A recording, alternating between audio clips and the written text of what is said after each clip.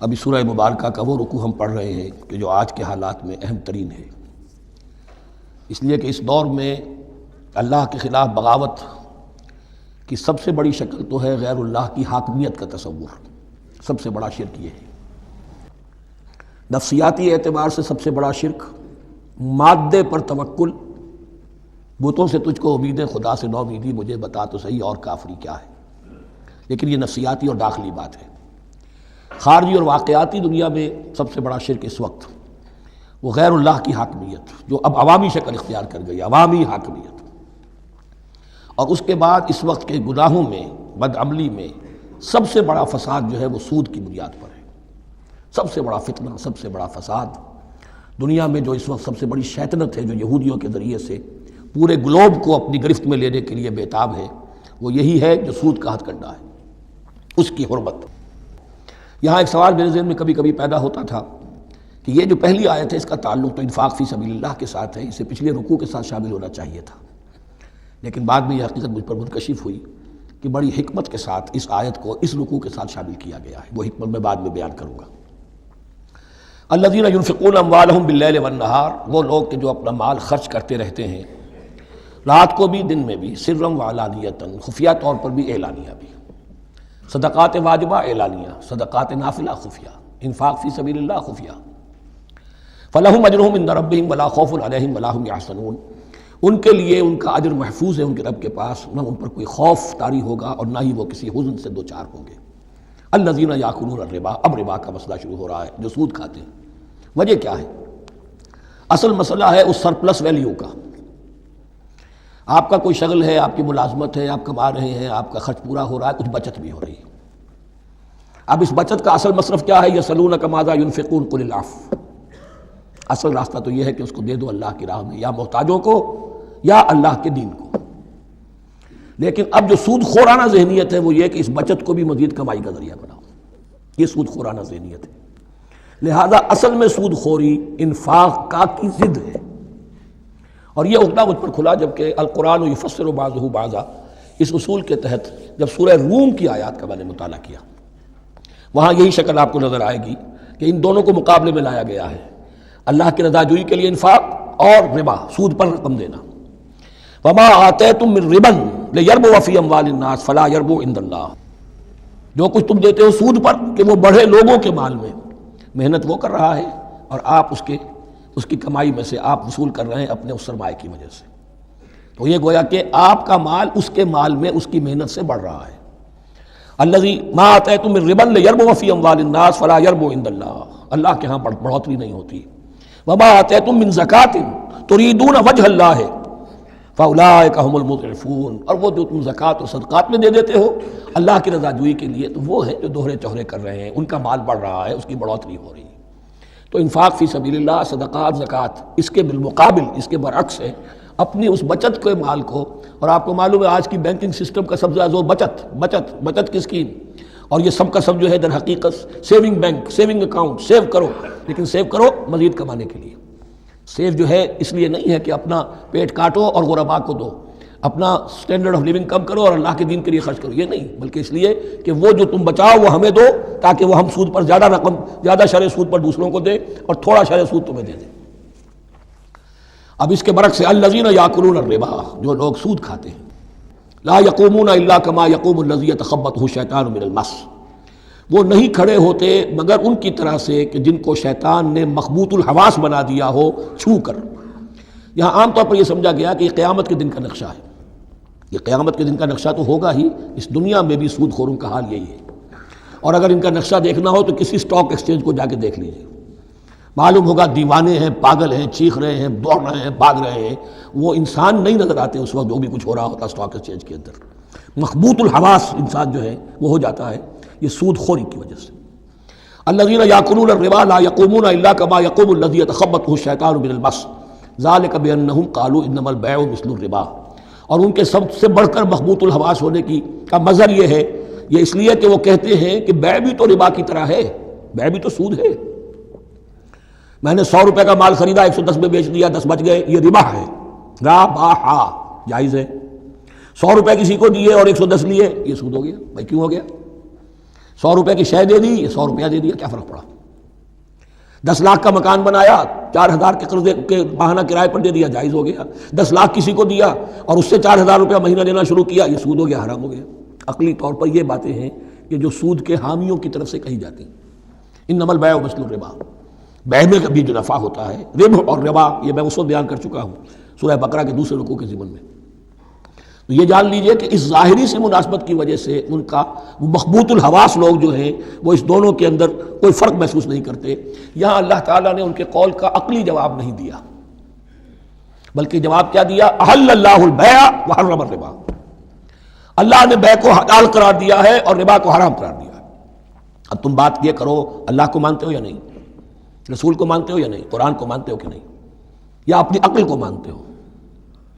اگر تم مسلمان ہو، اگر تم مومن ہو، تو اللہ کا حکم جو وہ فرمائے، نہ صرف اللہ کا، جو رسول کا ہے، ما آتاکم الرسول فخذوہ وما نہاکم عنہ فانتہوا، جو کچھ رسول تمہیں دے لے لو، اور جس چیز سے روک دے رک جاؤ۔ یہ تو شریعت کا معاملہ ہے۔ ویسے اس میں جو فرق واقع ہوتا ہے وہ یہ ہے کہ ایک ہے فلوئڈ منی، فلوئڈ کیپٹل، ایک ہے فکسڈ کیپٹل۔ مکان 10 لاکھ کا ہے، لیکن مکان سے جو شخص رہ رہا فائدہ کیا اٹھائے گا؟ 1 مہینے رہے گا نا، بس اس کا بدل آپ نے لے لیا۔ 10 لاکھ روپے کسی کو نقد دے دیے، وہ کسی کام میں لگائے گا، 12 لاکھ بھی بن سکتے ہیں، 15 بھی لگ سکتے ہیں، 8 بھی رہ سکتے ہیں۔ اس میں آپ نے فکسڈ اگر لیا تو یہ حرام ہے۔ ان دونوں میں اگرچہ عام طور پہ کہا جائے گا یہ بھی کیپٹل ہے وہ بھی کیپٹل ہے، مکان بھی تو سرمایہ کی ایک شکل ہے، لیکن یہ فکسڈ کیپٹل ہے، اس کی شکل بدل نہیں رہی ہے۔ اس مکان میں تو ایک شخص رہ جائے گا، سکنا ہوگا، اس کی رہائش ہے، یا آپ کہیں گے اس کی ویئر اینڈ ٹیئر ہے تو اس کا آپ نے بدل لے لیا، بس ختم۔ لیکن وہ جائے گا، وہ مکان آپ کے لیے رہ جائے گا۔ لیکن یہ کہ 10 لاکھ جس کو دیا نقد، وہ کاروبار کرے گا، کچھ اور کہیں لگائے گا، اس کے اندر اضافہ بھی ہو سکتا ہے، کمی بھی ہو سکتی ہے، اس میں پھر فکسڈ پروفٹ لینا یہ ہے حرام، اور ان دونوں میں کوئی مناسبت نہیں۔ لیکن اللہ تعالیٰ نے یہ جواب نہیں دیا، جواب دیا احل اللہ البیع وحرم الربا فمن جاءہ موعظۃ من ربہ فانتہی فلہ ما سلف، تو جس شخص کے پاس اس کے رب کی طرف سے یہ نصیحت پہنچ گئی اور وہ باز آ گیا، رک گیا، فلہ ما سلف، تو جو کچھ پہلے وہ لے چکا ہے وہ اس کا ہے، وہ اس سے واپس نہیں دیا جائے گا، حساب کتاب نہیں کیا جائے گا کہ تم اتنا سود کھا چکے ہو واپس کرو۔ لیکن اس کا یہ مطلب بھی نہیں کہ اس کا کوئی گناہ ان پر نہیں ہوگا، وَأَمْرُهُ إِلَى اللَّهِ، اللہ کے حوالے رہے گا، معلق رہے گا، اللہ چاہے گا تو معاف بھی کر دے گا، اور اللہ چاہے گا تو پچھلے سود کے اوپر بھی اس کی سرزنش ہوگی۔ أَمْرُهُ إِلَى اللَّهِ وَمَنْ عَادَ، لیکن اس نصیحت کے آنے کے بعد بھی جس نے دوبارہ یہ حرکت کی، فَأُولَٰئِكَ أَصْحَابُ النَّارِ هُمْ فِيهَا خَالِدُونَ، تو یہ جہنمی ہے اور اس میں ہمیشہ ہمیشہ رہے گا۔ يَمْحَقُ اللَّهُ الرِّبَا وَيُرْبِي الصَّدَقَاتِ، اللہ تعالیٰ ربا کو مٹاتا ہے، دباتا ہے۔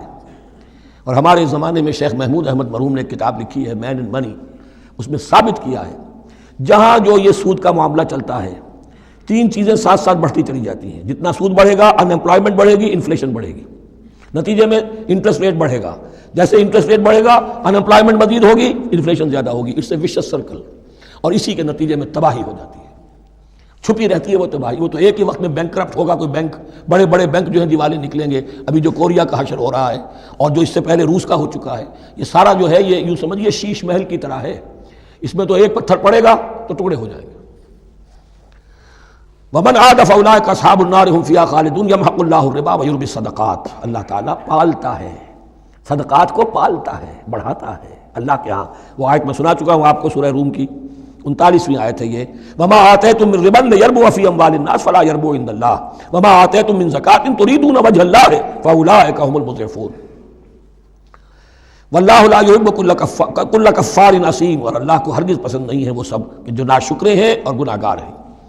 ان الذين آمنوا وعملوا الصالحات واقاموا الصلاة وآتوا الزكاة لهم اجرهم عند ربهم ولا خوف عليهم ولا هم يحزنون، ہاں جو لوگ ایمان لائیں اور نیک عمل کریں، نیک عمل میں ظاہر بات ہے جو شے حرام ہے اس کا چھوڑ دینا بھی لازم ہے، اور نماز قائم رکھیں، زکوٰۃ ادا کریں، ان کے لیے ان کا اجر محفوظ ہے ان کے رب کے پاس، ولا خوف علیہم ولا هم يحزنون۔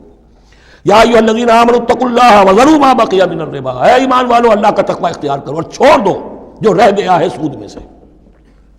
آج فیصلہ کر لو کہ جو بھی کچھ تمہیں کسی کو قرض دیا تھا اب اس کا سود چھوڑو۔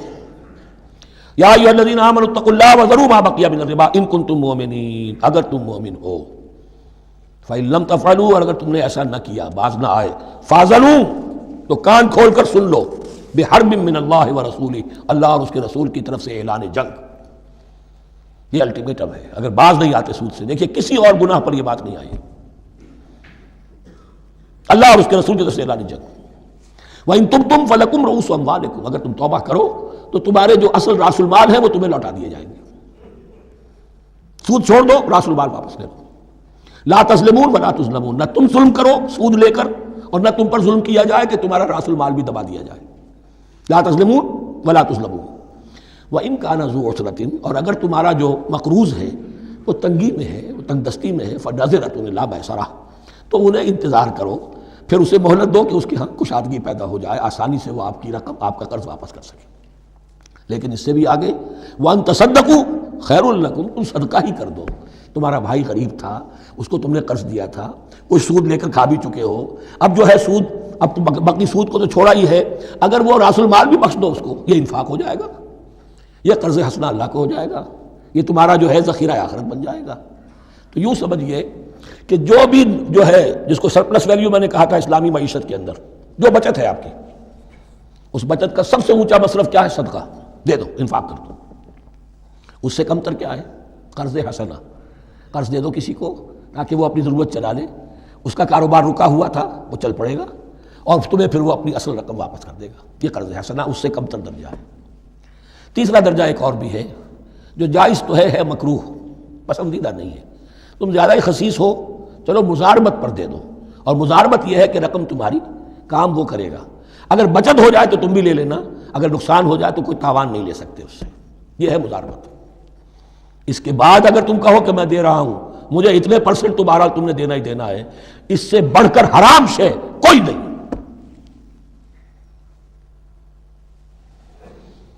وَإِن كَانَ ذُو عُسْرَةٍ فَنَظِرَةٌ إِلَىٰ مَيْسَرَةٍ، تو اگر وہ ہے مقروض تمہارا وہ تنگی میں ہے، پھر انتظار کرو، اسے مہلت دو اس کی کشائش تک۔ وَأَن تَصَدَّقُوا خَيْرٌ لَكُمْ، اور اگر تم صدقہ ہی کر دو، خیرات کر دو، دے دو، بخش دو، وہ تمہارے لیے بہتر ہوگا، ان کنتم تعلمون، اگر تم جانتے ہو، اگر وہ حکمت تمہارے اندر آ گئی ہے، اگر تم اولو الالباب ہو، اگر تم سمجھدار ہو، تو جو کچھ تمہیں بچت اس سے ہوگی، جو اللہ کے ہاں اجر و ثواب ملے گا، وہ تمہیں یہ رقم واپس لے کر جو ہے اس سے کیا مل جائے گا۔ وَاتَّقُوا يَوْمًا تُرْجَعُونَ فِيهِ إِلَى اللَّهِ، یہ آیت آخری آیت ہے قرآن کی نزول کے اعتبار سے۔ آیت ڈرو اس دن سے، دیکھیے وہی آیت یاد کیجئے، وَاتَّقُوا يَوْمًا لَا تَجْزِي نَفْسٌ عَن نَفْسٍ شَيْئًا وَلَا يُقْبَلُ مِنْهَا شَفَاعَةٌ وَلَا يُؤْخَذُ مِنْهَا عَدْلٌ وَلَا هُمْ يُنصَرُونَ۔ وَاتَّقُوا يَوْمًا لَا تَجْزِي نَفْسٌ عَن نَفْسٍ شَيْئًا وَلَا يُقْبَلُ مِنْهَا عَدْلٌ وَلَا تَنفَعُهَا شَفَاعَةٌ وَلَا هُمْ يُنصَرُونَ۔ وَاتَّقُوا يَوْمًا تُرْجَعُونَ فِيهِ إِلَى اللَّهِ، ڈرو اس دن سے جس دن کے لوٹا دیے جاؤ گے تم اللہ کی طرف۔ ثم توفى كل نفس ما كسبت، پھر ہر جان کو پورا پورا دے دیا جائے گا جو کمائی اس نے کی ہوگی، وهم لا يظلمون، اور ان پر کوئی ظلم نہیں ہوگا۔ اب یہ قرآن مجید کی طویل ترین آیت آ رہی ہے، آیت دین۔ کوئی قرض کا معاملہ ہے، کوئی قرض کا معاملہ ہے کہ آپ نے کسی کو قرض دیا، یا کوئی کاروباری معاملہ ہے، اشتراک ہے جس میں کہ جو بھی ہوگا بعد میں نتائج نکلیں گے، ان سب کے بارے میں حکم ہے کہ لکھ لیا کرو۔ ہم کیا کرتے ہیں قرض دیتے ہوئے، اب دوست ہے، بھائی ہے، عزیز ہے، کیا لکھوانا، اس سے کیا کہے گا، اعتماد نہیں ہے۔ کاروبار شروع ہو گیا، زبانی باتیں کر لی، اس کے بعد رو رہے ہیں، چیخ رہے ہیں، چلا رہے ہیں۔ یا ایھا الذین آمنوا اذا تداینتم بدین الی اجل مسمى فاکتبوہ، اے اہل ایمان جب بھی تم کوئی معاملہ کرو قرض کا، ایک وقت معین تک کے لیے، ایک تو وقت معین ہونا چاہیے، یہ قرض دے رہے ہیں کب واپس ہوگا، فاکتبوہ، تو اس کو لکھ لیا کرو۔ یہ فعل امر ہے، الامر للوجوب، واجب ہے یہ۔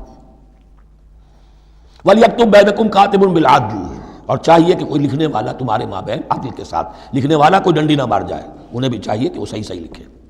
وَلَا يَأْبَ كَاتِبٌ أَن يَكْتُبَ كَمَا عَلَّمَهُ اللَّهُ فَلْيَكْتُبْ، اور کسی بھی شخص کو جسے اللہ نے سکھایا ہوا ہے کتابت لکھنے کا کام، تو اس کو انکار نہیں کرنا چاہیے لکھنے سے، اللہ نے اسے یہ علم دیا ہے، اسے چاہیے کہ لکھنے، اس لیے کہ اس معاشرے میں پڑھے لکھے لوگ تو بہت کم ہوتے تھے۔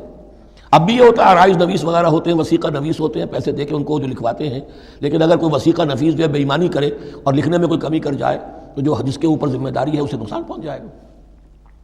وَلْيَكْتُبْ بَيْنَكُمْ كَاتِبٌ بِالْعَدْلِ، اور چاہیے کہ لکھنے والا تمہارے مابین انصاف کے ساتھ لکھے۔ وَلَا يَأْبَ كَاتِبٌ أَن يَكْتُبَ كَمَا عَلَّمَهُ اللَّهُ فَلْيَكْتُبْ، اور نہ انکار کرے کوئی لکھنے والا اس سے کہ وہ لکھے جیسے اللہ نے اسے سکھایا ہے تو لکھنا چاہیے۔ وَلْيُمْلِلِ الَّذِي عَلَيْهِ الْحَقُّ، لکھتے وقت املا وہ کرائے جس کے ذمے رقم آ رہی ہے، جس پر حق آ رہا ہے، علیہ الحق، وہ لکھوائے، جس کا مال ہے وہ نہ لکھوائے، جس پر ذمہ داری آ رہی ہے وہ لکھوائے، کہ میں کیا ذمہ داری لے رہا ہوں۔ وَلْيَتَّقِ اللَّهَ رَبَّهُ، اور اللہ سے ڈرتا رہے اپنے رب سے، ولا یبخس منہ شیئا، اور لکھوانے میں اس میں سے کوئی شے کم نہ کر دے۔ فإن كان الذي عليه الحق سفيها، اب اگر وہ جو مقروض ہے، جو قرض لے رہا ہے، جس کے ذمے کوئی ذمہ داری آ رہی ہے، وہ ناسمجھ ہے یا بوڑھا ہے، ضعیف ہے، اور لا يستطيع ان يمل، یا اس کے اندر یہ اتنی صلاحیت نہیں ہے کہ املا کرا سکے، یہاں املا کے معنی میں ہے، ہوا فلیملل ولیہ بالعدل، تو اگر وہ نہیں املا کرا سکتا تو اس کا کوئی ولی ہو، اس کا کوئی وکیل ہو، اس کا کوئی اٹارنی ہو، وہ اس کی طرف سے اس کو لکھوائے۔ واستشہدوا شہیدین من رجالکم، یہ ایک آیت چل رہی ہے ابھی، پورے رکوع کے اوپر ایک آیت پھیلی ہوئی ہے، سوائے آخر میں تھوڑا سا حصہ دوسری آیت آئے گی۔ واستشہدوا شہیدین من رجالکم، اور گواہ بنا لیا کرو دو اپنے مردوں میں سے، فإن لم یکونا رجلین، اور اگر دو مرد دستیاب نہ ہو، فرجل وامرأتان، تو ایک مرد اور دو عورتیں، ممن ترضون من الشہداء، اور وہ بھی دونوں کے نزدیک مقبول ہوں شہداء، کہ ہاں دونوں کو اعتماد ہے ان پر۔ اب یہ جو سوال آ گیا کہ ایک مرد کی جگہ دو عورتیں، دو مرد یا پھر ایک مرد کا ہونا تو لازم ہو گیا، محض عورت کی گواہی نہیں چلے گی، لیکن اس کا آیا مسئلہ ہر قسم کے معاملے کا ہے یا قرض اور مالی معاملات میں وسیقہ نویسی کا، یہ ایک علیحدہ مسئلہ ہے، یہ تو باتیں پھر فقہا کے ہاں تفصیل سے ملتی ہیں، لیکن یہ مسئلہ موجود ہے کہ دو مرد، اور اگر دو مرد دستیاب نہ ہوں تو ایک مرد اور دو عورتیں، تو سوال تو پیدا ہو گیا کہ کیا عورت کی گواہی عادی ہے؟ ان تضل احداہما فتذکر احداہما الاخری، مبادا ان میں سے کوئی ایک بھول جائے تو یاد کرا دے دوسری۔ عقلی سوال پیدا ہو گیا، کیا مرد نہیں بھول سکتا؟ کیا جواب ہے اس کا؟ جواب یہ ہے کہ واقعتاً اللہ تعالیٰ نے عورت کے اندر نسیان کا مادہ زیادہ رکھا ہے۔ الا یعلم من خلق وہو اللطیف الخبیر، کیا وہی نہ جانے گا جس نے پیدا کیا ہے؟ اس نے پیدا کیا ہے، وہ جانتا ہے۔ نسیان کا مادہ کیوں زیادہ رکھا یہ بھی سمجھ لیجیے، عقلی بات ہے، منطقی بات ہے۔ She has to play the role of number 2، اسے مرد کے تابع رہنا ہے، جو نمبر 2 ہوتا ہے اس کے اوپر، اس کے کبھی احساسات کے اوپر، کبھی جذبات کے اوپر کوئی نہ کوئی کوفت، کوئی قدرت آتی ہے، اور اس میں اللہ تعالیٰ نے ان کا سیفٹی والو رکھا ہوا، بھول جانا، اگر بھولنا نہ ہو، یاد ماضی عذاب ہے یا رب، چھین لے مجھ سے حافظہ میرا۔ یہ نسیان جو ہے یہ بھی ایک بہت بڑی نعمت ہے، ورنہ تو کوئی صدمہ دل سے اتری نا، کوئی غصہ کبھی ختم ہوئی نا، تو بھولنے کا معاملہ یہ سیفٹی ویلو اللہ نے عورت میں زیادہ رکھا ہے، اس لیے کہ اسے مرد کے تابع ہو کر رہنا ہے، اور جب تابع ہو کر رہنا ہے تو اسے زیادہ اس کے احساسات پہ، جذبات پر زیادہ مواقع آئیں گے کہ اس کو کچھ زک پہنچے، اس کے لیے یہ سیفٹی ویلو کے نسیان ہے، یہ زیادہ رکھ دیا گیا ہے۔ ان تضل احداہما فتذکر احداہما الاخری، اب یہ کہ اگر یہ بات سمجھ میں نہ آتی تب بھی اللہ کا حکم ہے ماننا ہے، اگر فکس کیپٹل اور فلوئڈ کیپٹل کا فرق سمجھ میں نہیں آتا تب بھی بیع حلال ہے، ربا حرام ہے، اللہ خیر صلی اللہ احل اللہ البیع وحرم الربا، لیکن اگر حکمت سمجھ میں آ جائے تو نور علی نور۔ ولا یابا الشہداء اذا ما دعوا، اور نہ انکار کریں گواہ جب کہ ان کو بلایا جائے، اب گواہی کے لیے بلایا جائے تو گواہ نہیں آ رہے، نخرہ کر رہے ہیں، نہیں، ان کو آنا چاہیے۔ جو اللہ کی کوئی گواہی جو ہے اگر چھپائی ہے تو بہت بڑا ظلم ہے۔ ولا تسأموا، اور اس سے تھکو مت، کسل مت کرو، سستی مت کرو، ان تکتبوہ ہو کہ تم لکھو اسے، صغیراً اور کبیراً، چاہے چھوٹا معاملہ ہو چاہے بڑا ہو، الی اجلہ، وقت معین کے لیے، اتنا قرض دے رہا ہوں، اتنے وقت میں آپ نے مجھے لوٹانا ہے۔ اس کے بعد آپ بڑھا سکتے ہیں، آپ دیکھ سکتے ہیں، اسے مزید مہلت دے سکتے ہیں، ایسے ہی حالات ہے تو آپ معاف بھی کر سکتے ہیں، لیکن یہ کہ جب لکھنا ہے، حکم دیا جا رہا ہے تو اس میں اجل معین ہو، الی اجلہ، اور اس میں چھوٹے بڑے کی تفریق نہ کرو، چاہے چھوٹا مسئلہ بڑا لکھ لو۔ ذالکم اقسط عند اللہ، یہ اللہ کے نزدیک بھی زیادہ مبنی بر انصاف ہے، واقوم للشہادہ، اور گواہی کے لیے زیادہ قوی ہوگا اور زیادہ درست ہوگا، لکھی ہوئی شے ہوگی تو اب معاملہ جو ہے بہت واضح رہے گا، ورنہ زبانی یادداشت کے اندر کہیں کہیں جو ہے تعبیر ہی میں فرق ہو جاتا۔ وعدنا اللہ ترتابوا، اور یہ اس کے بہت قریب ہے کہ تم بھولو گے نہیں، الا ان تکون تجارۃ حاضرۃ تدیرونھا، الا یہ کہ کوئی لین دین ہو، تجارت ہو جو حاضر ہوتی ہے دست بدست، آپ نے سودا دیا، اس نے پیسے دے دیے، اب کیش میں وہ دے دیجئے یا آپ دینا چاہیں تو، ورنہ یہ شریعت میں لازم نہیں ہے۔ اگر ایسا دست بدست کا معاملہ ہے تو پھر یہ ہے کہ وہ تو ہو گیا ایکسچینج، وہ مال جو ہے دکاندار نے مال دیا، آپ نے پیسے دے دیے، اس کے لکھنے کی ضرورت نہیں ہے۔ الا ان تکون تجارۃ حاضرۃ تدیرونھا بینکم، تو اگر وہ تجارت ہو کہ نقد تمہاری چلتی ہے، آپس میں لین دین ہو رہا ہے، فلیس علیکم جناح الا تکتبوھا، تو کوئی حرج نہیں ہے تم پر کہ اسے نہ لکھو۔ واشہدوا اذا تبایعتم، اور گواہ بنا لیا کرو جب کوئی مستقبل کا سودا کرو۔ یہ بیع سلم جو ہوتی ہے یہ مستقبل کا سودا ہے، قرض کا سودا ہے، بیع سلم بھی ایک طرح کا قرض ہے۔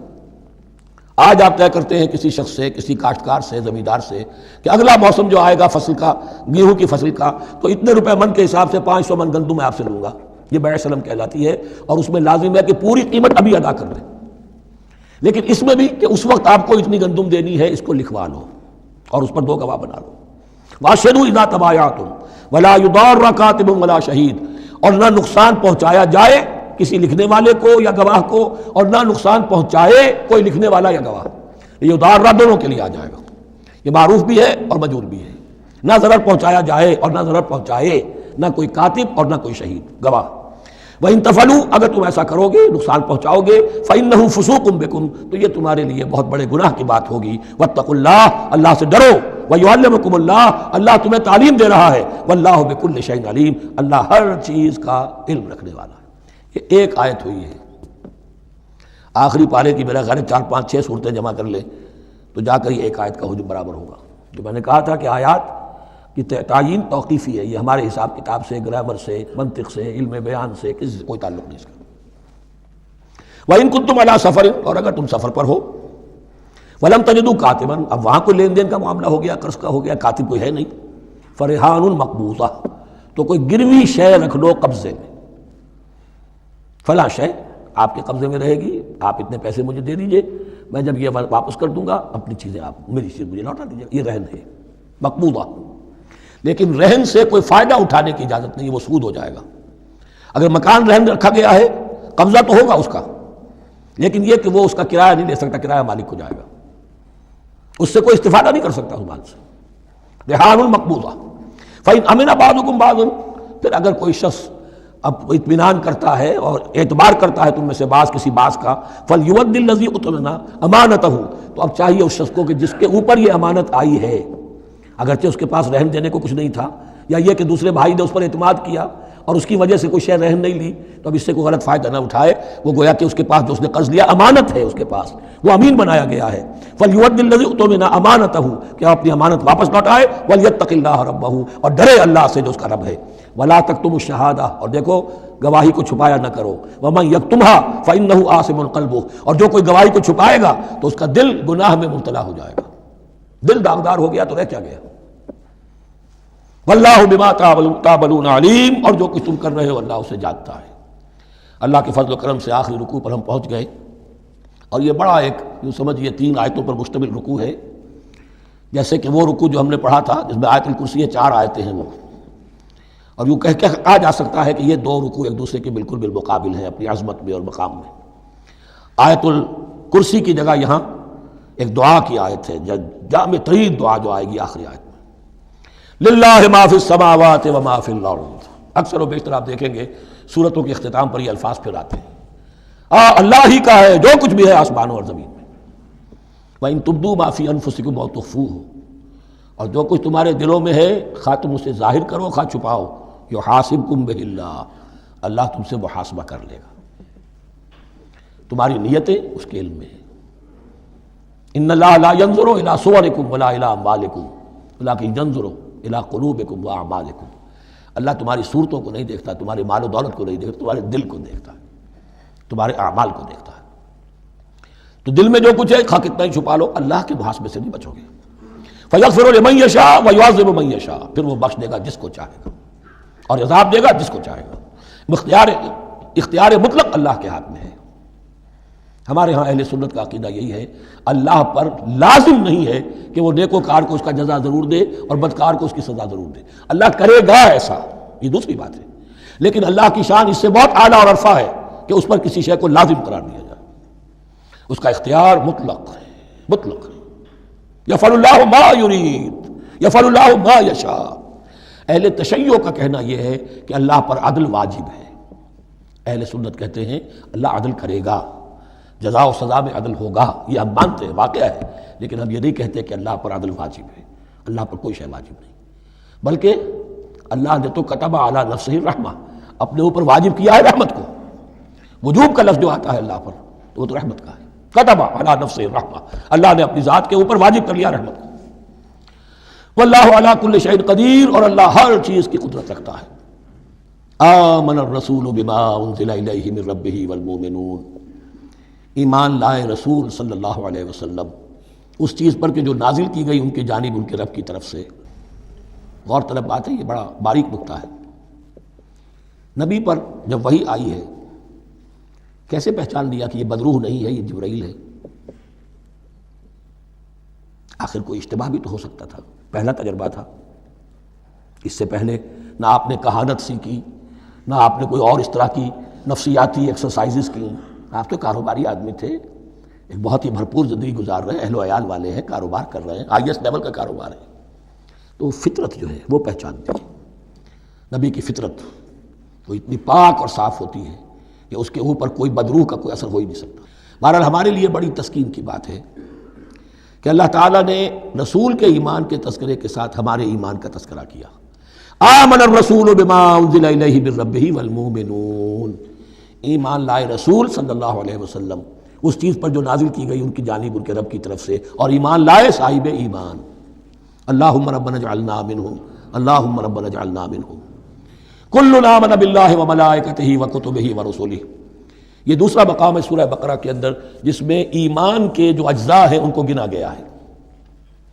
کچھ یاد ہے آیت البر، لیس البر ان تولوا وجوہکم قبل المشرق والمغرب ولکن البر من آمن باللہ والیوم الآخر والملائکۃ والکتاب والنبیین، یہاں بھی اسی طرح ہے کل آمن باللہ وملائکتہ وکتبہ ورسلہ لا نفرق بین احد من رسلہ۔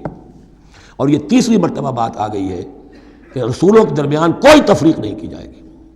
کہاں؟ پہلے تو آیا تھا 16ویں رکوع میں لا نفرق بین احد منہم ونحن له مسلمون، اور اس سے بھی پہلے آیا تھا والذین یؤمنون بما انزل الیک وما انزل من قبلک، وہ لوگ جو ایمان رکھتے ہیں اس پر بھی جو ہے نبی آپ پر نازل کیا گیا اور اس پر بھی جو آپ سے پہلے نازل کیا گیا۔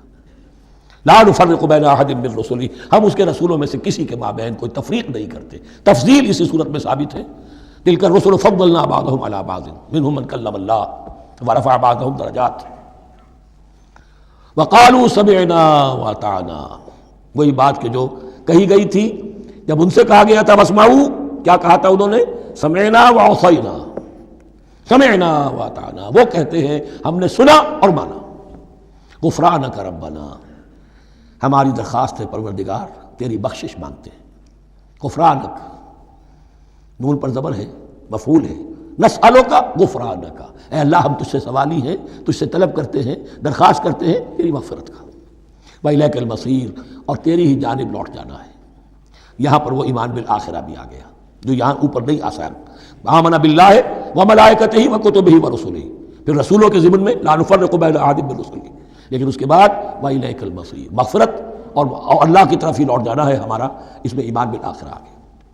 اب آخری آیت، لا یکلف اللہ نفسا الا وسعها، اللہ تعالیٰ نہیں ذمہ دار ٹھہرائے گا کسی جان کو مگر اس کی وسعت کے مطابق۔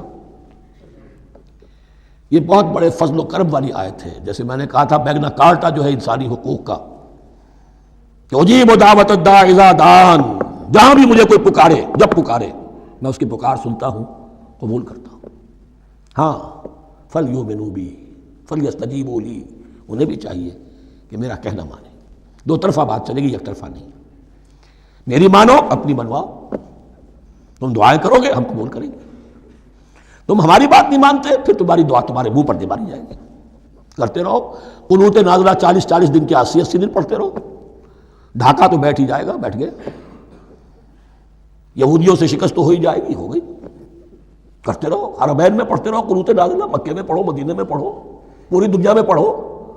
اللہ کو پیٹھ دکھائی ہوئی ہے، اس کے دین کو پاؤں تلے روندا ہوا ہے، اللہ کے باغیوں سے دوستی ہے، کسی نے قبلہ ماسکو کو بنایا تھا اور کسی نے واشنگٹن کو بنایا تھا، تمہاری دعائیں کیسے قبول ہوں؟ لیکن یہ جو آیت ہے یہ اس اعتبار سے بہت بڑی رحمت کی آیت ہے کہ اللہ تعالیٰ کے ہاں وہ اندھے کی لاٹھی والا معاملہ نہیں ہے کہ تمام انسانوں سے محاسبہ ایک ہی سطح پر ہو۔ اللہ جانتا ہے کس کی کتنی وسعت ہے، اور وسعت کن چیزوں سے بنتی ہے۔ آپ کو کوئی اور جین ملے ہیں، مجھے کوئی اور جین ملے ہیں، انہیں کوئی اور جین ملے ہیں، جینز، ان جینز کی اپنی اپنی خصوصیات ہیں، خصائص ہیں، پراپرٹیز ہیں، لیمیٹیشنز ہیں۔ آپ کو کوئی اور ماحول ملا، اسے کوئی اور ماحول ملا، اسے کوئی اور ماحول ملا، تو hereditary factors multiplied by environmental factors, ان دونوں سے ایک شخصیت کا ہیولہ بنتا ہے انسان کا، جس کو پاٹن کہتے ہیں ہمارے مستری لوگ. جب لوہے کا کوئی شے جو ہے ڈھالنی ہے تو اس کے لیے پہلے مٹی کا یا لکڑی کا ایک پیٹرن بناتے ہیں. انگریزی میں پیٹرن ہے، وہ پاٹن کہتے ہیں ہمارے مستری لوگ. اب آپ لوہا جو ہے اس کو جب اسے کر لیں گے، مائع بنا لیں گے، گلا لیں گے، پھر اس میں ڈالیں گے، وہی شکل ہو جائے گی. یہ شاکلہ ہے ہر انسان کا جو بن جاتا ہے. قُلْ كُلٌّ يَعْمَلُ عَلَىٰ شَاكِلَتِهِ فَرَبُّكُمْ أَعْلَمُ بِمَنْ هُوَ أَهْدَىٰ سَبِيلًا. اس شاکلہ کے اندر آپ کو محنت کرنی ہے. اللہ جانتا ہے کس کا شاکلہ وسیع تھا، کس کا شاکلہ تنگ تھا، کس کے جینز اعلیٰ تھے، کس کے جینز ادنا تھے، کس کے ہاں ذہانت زیادہ تھی، کس کے ہاں جسمانی قوت زیادہ تھی. جو بھی کچھ اس نے دیا ہے، جس کو وہاں ہم نے رکھا اس کو وہاں رکھا، اس نے وہاں تعلیم پائی، اس نے یہاں تعلیم پائی. جو بھی انوائرمنٹل فیکٹرز آئے ہیں، جو بھی جینیٹک فیکٹرز آئے ہیں، سب اللہ کے علم میں ہے. ان سب کو ملحوظ رکھ کے اللہ حساب لے گا. جو شاکلہ ہم نے تمہیں دیا تھا اس میں تم نے کیا کیا. ایک شخص کے اندر فرض کیجئے استعداد ہی ہے 20 درجے کی استعداد ہے، اس نے فرض کیجئے 18 درجے کام کر دیا، کامیاب ہو گیا. کسی میں استعداد 100 درجے کی تھی، اس نے 50 درجے کیا، ناکام ہو گیا. حالانکہ کمیت کے اعتبار سے 50 درجے زیادہ ہے 18 درجے سے، لیکن یہ 18 درجے کا کام وہ کر رہا ہے جس کے اندر استطاعت تھی ہی 20 کی، یا 18 ہی کی تھی، اس نے پوری کر دی. اور 50 درجے والا وہ جس کو اللہ نے دے رکھی تھی 1000 کی استطاعت، اس کا وہ 50 بیکار ہو گیا. تو اللہ تعالیٰ کا محاسبہ جو ہے انڈیویجول ہے. اس لیے فرمایا گیا کلہم آتی ہے یوم القیامت فردا. ان میں سب لوگ اس دن قیامت کے دن سب آئیں گے اکیلے اکیلے، تنہا تنہا. ہر ایک کا حساب ہوگا وہاں، اور ہر ایک کا حساب ہوگا لا یکلف اللہ نفسا الا وسعہا. اللہ ذمہ دار نہیں ٹھہرائے گا کسی بھی جان کو مگر اس کی وسعت کے مطابق. البتہ اس کا ایک ریورس ہے. ہوتا کیا ہے، ہم سمجھتے ہیں دنیا میں تو بھاگ دوڑ کر رہے ہیں، اور دین اجی ہمارے اندر تو استطاعت دین کے کام کی صلاحیت ہی نہیں ہے.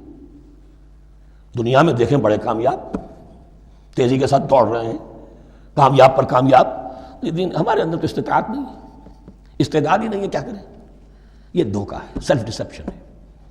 استعداد اور استطاعت کے بغیر اور صلاحیت اور ذہانت کے بغیر دنیا میں بھی آپ کما نہیں سکتے، محنت نہیں کر سکتے، کوئی نتائج حاصل نہیں کر سکتے.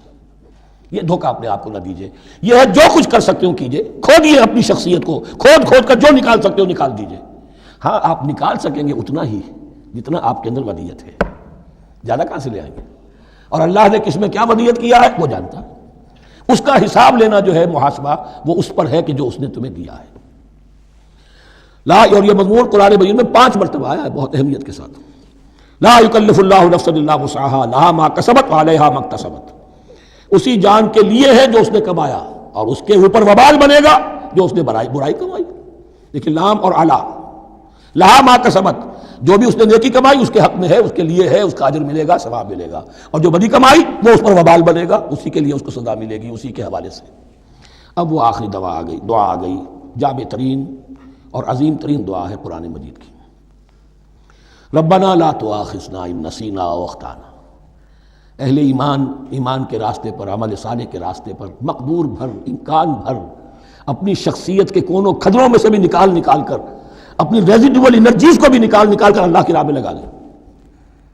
لیکن اس کے بعد بھی کوئی غرہ نہ ہو، کوئی غرور نہ ہو، کوئی اپنی محنت پر، اپنی نیکی پر، اپنی کمائی پر، اپنے کارناموں پر کہیں انسان دھوکہ نہ کھا جائے. کیفیت کیا رہنی چاہیے وہ یہ ہے تواضع، عجز ان کے ساری. ربنا لا تؤاخذنا ان نسینا او اخطانا. اے رب ہم سے مواخذہ نہ کیجو اگر ہم بھول جائیں یا ہم سے خطا ہو جائے. نسیان بھی ہے، الانسان مرکب من الخطاء والنسیان. انسان کے اندر یہ دونوں چیزیں، خطا اور نسیان، یہ تو گنی ہوئی ہیں. خطا یہ ہے کہ آپ نے اپنی امکانی حد تک تو نشانہ ٹھیک لگایا تھا، نشانہ خطا ہو گیا، ٹھیک ہے کوئی بات نہیں، آپ کی نیت صحیح تھی. ایک اجتہاد کرنے والا اجتہاد کر رہا ہے، امکانی حد تک اس نے کوشش کی ہے کہ صحیح رائے تک پہنچے، لیکن خطا ہو گئی، اللہ معاف کرے گا. اس نے اپنی امکانی کوشش کی تھی لہذا اسے ثواب ملے گا. مجتہد مخطی بھی ہو تو ثواب ملے گا. مجتہد مصیب ہے، صحیح رائے پر پہنچ گیا ہے تو دوہرا ثواب ملے گا. لیکن مجتہد مخطی ہے تب بھی ثواب ملے گا. تو بھول چوک پر، یہ بھول چوک، خطا جو ہے چوک صحیح ہے بالکل لفظ اس کے لیے، چوک جانا، نشانہ چوک گیا. تو اے پروردگار جو بھی ہم سے سرزد ہو جائے، غلطی ہو جائے، بھول کی وجہ سے یا خطا کی وجہ سے، اس پر مواخذہ نہ کیجو. ربنا ولا تحمل علینا اصرا کما حملتہ علی الذین من قبلنا. اور اے رب ہمارے، ہم پر وہ بوجھ نہ ڈالیو جس سے ہم لے کر چل نہ سکیں. دیکھیے ایک حمل ہوتا ہے جس سے حمال کا لفظ بنا ہے. جس کو لے کر انسان چلتا ہے. حمال اس بوری کو یا بوجھ کو اٹھا کر چل رہا ہے. جو آپ کی طاقت میں ہے اور جسے لے کر آپ چل سکیں وہ ہے حمل. اور جو ہو آپ کو بٹھا دے اسر اس کو کہتے ہیں. یہ لفظ سورہ اعراف میں پھر آئے گا یضع عنہم اسرہم والاغلال التی کانت علیہم. حضور کی شان یہ بھی تھی کہ انہوں نے لوگوں کے بوجھ جو ان کی طاقت سے بڑھ کر تھے ان کے کندھوں سے اتار دیے. ربنا ولا تحمل علینا اسرا کما حملتہ علی الذین من قبلنا. اے اللہ تو نے بڑے بڑے بھاری بوجھ ہم سے پہلے لوگوں پر ڈالے. شریعت بھی پہلے بھاری تھی. بہت سے معاملات ہم نے دیکھ لیے. روزہ ہمارے لیے کتنا آسان کر دیا گیا. رات کو نکال دیا روزے سے. کہہ دیا خاص طور پہ کھاؤ پیو ضرور, سحری ضرور کرو, تسحروا فإن فی السحور برکہ. کتنی آسانی ہے. رات میں تعلق زن و شو کی اجازت ہے. وہاں ان کے روزے میں چپ بھی تھا, چپ بھی رہو, نہ کھاؤ نہ پیو نہ تعلق زن و شو نہ گفتگو. تو آسانی کی ہے. ان کے ہاں یوم سبت کا حکم تھا اتنا سخت, کوئی کام نہیں کرو گے. ہمارے ہاں وہ تھوڑے سے وقت کے لیے اذا نودی للصلاۃ من یوم الجمعۃ فاسعوا الی ذکر اللہ وذروا البیع. اذان سے لے کر اور نماز کے ادا ہو جانے تک ہر کاروبار دنیاوی حرام ہے, لیکن اس سے پہلے اس کے بعد آپ کر سکتے ہیں. تو آسانی ہے. ربنا ولا تحمل علینا اسرا کما حملتہ علی الذین من قبلنا ربنا ولا تحملنا ما لا طاقۃ لنا بہ. اور اے رب ہمارے ہم پر وہ بوجھ نہ ہم پر عائد کیجو, ہم پر ڈالیو جس کی کہ ہمارے اندر طاقت نہ ہو. واعف عنا, ہم سے درگزر فرماتا رہے, ہمیں معاف کرتا رہے. واغفر لنا, اور ہمیں بخشتا رہے. مغفرت کا لفظ جو ہے اس کو سمجھ لیجئے ڈھانپنا. مغفر کہتے ہیں خود کو, جو ہیملٹ پیٹا ہوتا ہے تاکہ گولی جو ہے وہ سر پہ لگے تو یہ آپ کو بچا لے. مغفر خود پہنتے تھے تلوار کے وار سے سر کو بچانے کے لیے, سر کو ڈھانپا ہوا مغفر سے. تو گناہ کو اللہ تعالیٰ اپنی رحمت سے ڈھانپ دے. واغفر لنا, ہماری خطاؤں کی پردہ پوشی فرما دے. ورحمنا, اور ہم پر رحم فرما. انت مولانا, تو ہمارا مولا ہے, والی ہے, ہمارا پشت پناہ ہے, مددگار ہے. اللہ ولی الذین آمنوا یخرجہم من الظلمات الی النور فانصرنا علی القوم الکافرین. بس ہماری مدد فرما کافروں کے مقابلے میں. انہی الفاظ پر وہ دعا ختم ہوئی تھی جو طالوت کے ساتھیوں نے کی تھی علیہ الصلوۃ والسلام. اصل میں یہ دعا اب تلقین کی جا رہی ہے. مرحلہ سخت آ رہا ہے, مرحلہ سخت ہے اور جان عزیز. تاب لاتے ہی بنے گی غالب. اب وہ مرحلہ آ رہا ہے, اس کے لیے تیار ہو جاؤ. یہ سارا حصہ جو ہے در حقیقت یہ تمہید ہے غزوہ بدر کی. بارک اللہ لی ولکم فی القرآن العظیم ونفعنی وإیاکم بالآیات والذکر الحکیم. جی خوش آمدید دوستو, امید کرتا ہوں ویڈیو آپ نے پوری دیکھی ہوگی اور آپ کو پسند بھی آئی ہوگی. تفسیر کے حوالے سے جو سلسلہ ہم نے شروع کیا ہے بیان القرآن کے حوالے سے, ماشاءاللہ لوگ اس کو بہت پسند کر رہے ہیں. اور بار بار اس ویڈیو میں ہم نے ذکر کیا کہ تفسیر کے معنی ہے الابانۃ والاظہار, یعنی ظاہر کرنے کو کہتے ہیں.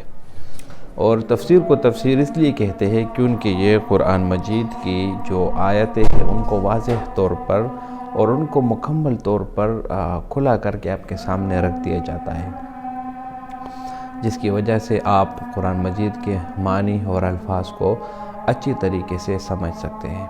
بھائیو دوستو, جس طرح قرآن مجید اللہ تعالیٰ کی آخری کتاب ہے, اسی طرح ہم سب پر یہ ذمہ داری عائد ہوتی ہے کہ ہم اس قرآن مجید کی تعلیمات کو عام کریں, اور ہم اس قرآن مجید کی تعلیمات کو اس طرح عام کریں کہ ہم جو ہے نا یعنی قرآن مجید کو اپنے سینے سے لگائیں اور اس پر عمل کریں, اس کے مباحث کو پہچانیں اور اس کے امر بالمعروف اور نہی عن المنکر وہ پہچانیں, اور اسی طرح قرآن مجید کے اندر جتنے بھی احکامات ہیں وہ ہم اپنی زندگی میں لائیں تو ہی ہم کامیاب ہو سکتے ہیں.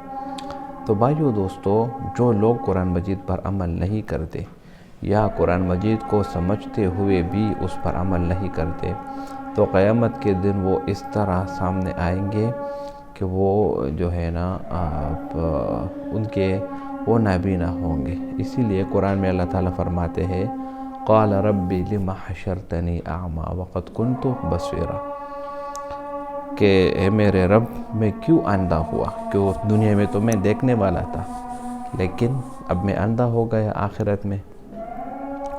تو اللہ تعالیٰ ارشاد فرمائیں گے قال رب لم حشرتنی اعمی وقد کنت بصیرا قال کذلک اتتک آیاتنا فنسیتها وکذلک اليوم تنسی.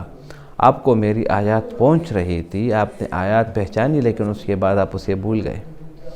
تو قرآن مجید جو ہے نا میرے بھائیو دوستو، ایک ایسی مقدس کتاب ہے کہ اس کے ساتھ اگر آپ کا تعلق بن جائے تو آپ پوری دنیا میں سرخرو ہو جائے اور آپ پوری دنیا میں ایک عزت کا مقام اپنے لیے بنا لیں۔